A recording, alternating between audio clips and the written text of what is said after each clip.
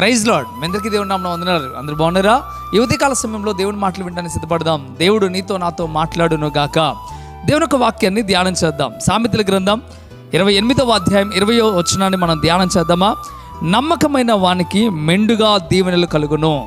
దేవుడు చెప్తున్నాడు, మెండుగా దీవెనలు కలగాలంటే నువ్వేం చేయాలంటే నమ్మకంగా ఉండాలి. నమ్మకంగా ఉన్నవాడినే దేవుడు మెండుగా దీవిస్తాడు. చాలామంది దేవుడు నన్ను దీవించాలని ఆశ ఉంటుంది, దేవుడు నన్ను ఆశీర్వదించాలని ఆశ ఉంటుంది.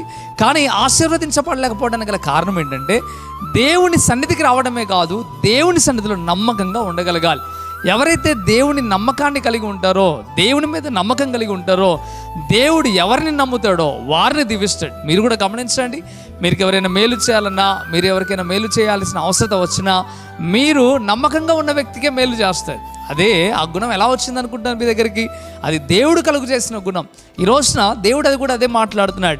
మీరు నా దగ్గర నమ్మకంగా ఉంటే, మీరు నా యొద్ద భక్తిగా ఉంటే, మీరు నేను నమ్మే విధంగా మీరు ఉండగలిగితే నేను మీకు మేలు చేస్తా అంటున్నాడు. మరి మీ జీవితంలో ఎందుకు మేలు జరగట్లేదో ఈ పాటికి అర్థమై ఉండాలి. ఎందుకు కలగట్లేదయ్యా అంటే దేవునికి నమ్మకం కలిగించేలాగా ఉండట్లే. దేవునికి నమ్మకం కలిగితే తప్పక దేవునికి మేలు చేస్తాడు. ఉదయకాల సమయంలో స్పష్టంగా నీతో మాట్లాడుతున్నాడు. ఎక్కడైనా దేవునికి నమ్మకంగా ఉంటావా? దేవునికి నమ్మకం కలిగేలాగా జీవిస్తావా? ఎప్పుడైతే నువ్వు దేవునికి నమ్మకం కలిగేలాగా జీవిస్తావో అప్పుడు దేవునికి మేలు చేయడం ప్రారంభిస్తాడు. నువ్వు అంటున్నావు, మందిరానికి వచ్చి ప్రభు నన్ను దీవించట్లేదు, ప్రభు నన్ను ఆశీర్వదించట్లేదు, నా మీద దీవెనలు కుమ్మరించట్లేదు అంటున్నావు. కానీ ఈరోజు ఉదయకాల సమయంలో స్పష్టంగా నీతో మాట్లాడుతున్నాడు దేవుడు. ఇదిగో నువ్వు దీవించబడాలి అంటే తప్పక నువ్వు ప్రభు సన్నిధిలో నమ్మకంగా ఉండాలి. అబ్రహామును గమనించండి, అబ్రహాము దేవుని సన్నిధిలో నమ్మకంగా ఉన్నాడు, అందుకే దీవించబడ్డాడు. దావీదుని గమనించండి, దావీదు దేవుని సన్నిధిలో నమ్మకంగా ఉన్నాడు, అందుకే దావీదు దీవించబడ్డాడు.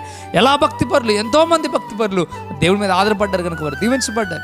యోబుని గమనించండి, యోబు విషయంలో మనం చూస్తాం 1వ అధ్యాయంలో ఆయన నమ్మకమైన వాడు అని మనం చూస్తాం. ఆ నమ్మకంగా ఉన్నాడు కనుకనే యోబు 2 ఆశీర్వాదాన్ని పొందాడు. ఈ రోజు నీ కుటుంబంలో, నీ సమస్యల్లో, నీ ఇరుకుల్లో, ఇబ్బందుల్లో దేవుడు తోడుండాలంటే తప్పక నువ్వు దేవునికి నమ్మకంగా ఉండాలి. దేవుడిని దీవించాలి అంటే తప్పక నువ్వు దేవునికి నమ్మకంగా ఉండాలి. ఈ దినం మొదలుకొని దేవునికి నమ్మకంగా ఉండడానికి ప్రయాసపడు. దేవుడు తప్పక నిన్ను దీవిస్తాడు, ఆశీర్వదిస్తాడు. ఈ మాట నీ జీవితంలో భద్రపరచుకో, నీ గుండెల్లో భద్రపరచుకో. ఈ మాట ప్రకారం బ్రతకడానికి ఇష్టపడి ఉదయకాల సమయంలో దేవుడు స్పష్టంగా మాట్లాడుతూ ఉన్నాడు.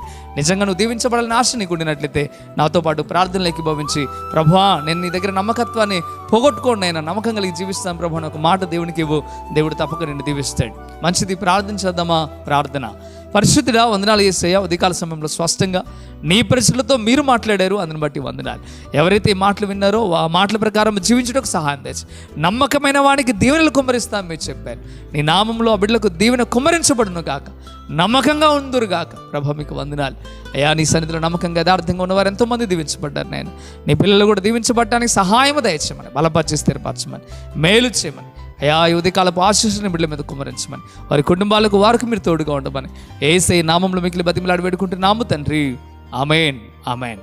మంచిది ప్రియమైన బిడ్డలారా, ఈ వాక్యం ద్వారా మీరు బలపరచబడినట్లయితే తప్పక కృపా TV India YouTube channel subscribe చేయండి. అదే రీతిగా మీరు లైక్ చేయడం ద్వారా అనేక మందికి సజెషన్గా వీడియో పంపించడం జరుగుతూ ఉంటుంది. అంతేకాకుండా మీరు షేర్ చేయండి. అనేకులకు షేర్ చేయడం ద్వారా మీరు సువార్త ప్రకటించిన వారు అవుతారు, అనేకులను బలపరిచిన వారు అవుతారు. ప్రభు మిమ్మలను, మీ కుటుంబాలను దీవించును గాక. ఆమేన్. God bless you.